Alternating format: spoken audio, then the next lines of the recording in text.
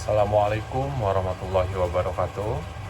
Jadi di sini saya akan mengerjakan tugas pengganti UAS penganggaran yang diampu oleh dosen Buneng Asia SEMM. Izinkan saya memperkenalkan diri. Perkenalkan, nama saya Yogi Anju Pratama, NIM 222410004, Prodi Akuntansi kelas 24C.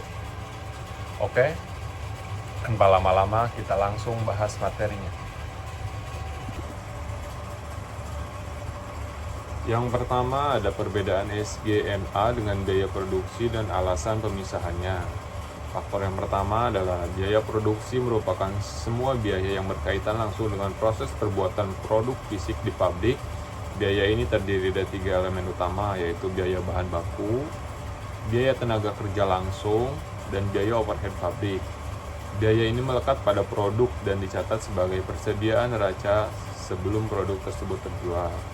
Sedangkan SG&A merupakan biaya non-produksi yang dikeluarkan untuk menjalankan operasional bisnis secara keseluruhan dan memasarkan produk.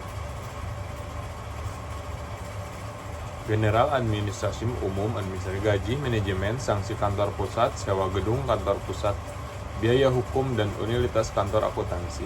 Biaya ini dikategorikan sebagai biaya periode yang berlangsung diakui sebagai beban pada laporan laba rugi periode penjualan.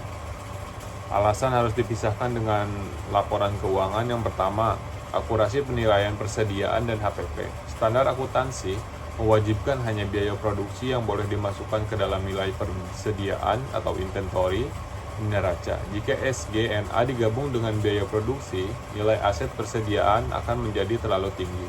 Yang kedua ada perhitungan harga pokok penjualan atau HPP. Pemisahan ini menjaga agar gross profit, laba kotor, mencerminkan efisiensi pabrik secara murni. Sedangkan operating profit, laba operasional, mencerminkan efisiensi komersial dan administrasi perusahaan. Yang ketiga ada pengambilan keputusan manajemen. Manajemen membutuhkan pemisahan ini untuk analisis pricing, penempatan harga, dan mengontrol pos-posnya biaya mana yang membengkak, apakah pemborosan terjadi di lantai produksi atau manajemen pusat.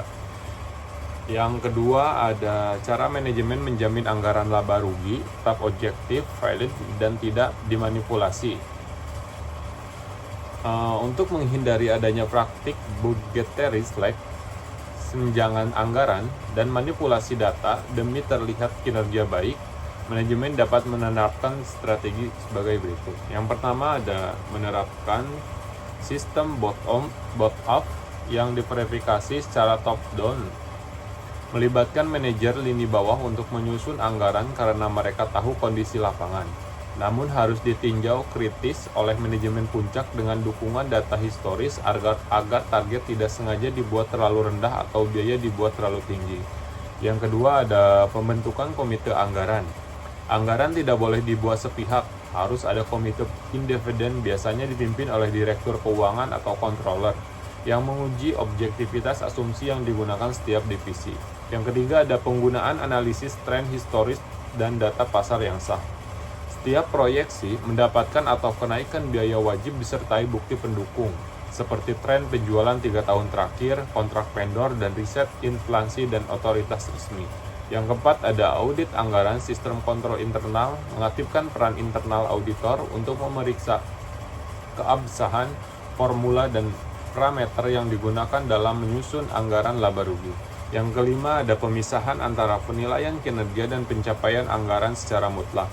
Jika bonus hanya didasarkan pada pencapaian anggaran, manajer cenderung manipulasi target agar dapat mudah tercapai. Manajemen harus menilai kinerja menggunakan indikator lain, misal pertumbuhan pangsa pasar atau efisiensi nyata dibanding rata-rata industri. Yang ketiga ada mengapa perusahaan perlu melakukan riset pasar sebelum menetapkan target penjualan. Riset pasar adalah fondasi utama dalam seluruh proses penganggaran, karena anggaran penjualan merupakan driver atau pemicu bagi anggaran-anggaran lainnya, anggaran produksi, kas, bahan baku, dan lain-lain. Perusahaan wajib melakukannya karena satu, menghindari overproduction atau underproduction. Yang kedua, memahami daya beli dan peminatan konsumen.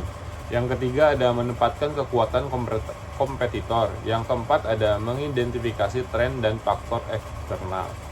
Yang kelima, mengapa BOP tidak dapat dibebankan langsung ke produk seperti bahan baku. Nah, bahan baku seperti kain pada industri pakaian atau kayu pada instruksi mebel disebut biaya langsung karena penerusan fisiknya sangat jelas dan porsinya signifikan pada setiap unit produk. Sebaliknya, biaya overhead pabrik atau BOP tidak bisa dibebankan langsung karena karakteristik. Yang pertama, sulit ditelusuri secara fisik. Contohnya adalah biaya listrik pabrik, deskripsi mesin, pelumas mesin sangat sulit bahkan tidak ekonomis. Untuk mengukur secara pasti beberapa rupiah listrik atau tetes pelumas yang dihabiskan untuk memproduksi satu unit produksi spesifik. Yang kedua ada banyak komponen bersama. BOP sering dikaitkan oleh berbagai macam produk sekaligus secara bersamaan di dalam pabrik, misalnya gaji manajer atau sewa biaya gedung pabrik. Biaya ini tidak merubah secara instan karena satu unit produksi. Yang ketiga adanya komponen biaya tetap. Beberapa BOP bersifat tetap seperti asuransi pabrik dan PBB. Nilai total konstan dalam jangka pendek, tidak bervolume. Produksi naik atau turun sehingga membebankan secara langsung per unit per hari menjadi tidak konsisten. Mungkin itu saja yang bisa saya sampaikan. Kurang lebihnya mohon maaf. Wabillahi taufiq wal hidayah. Assalamualaikum warahmatullahi wabarakatuh.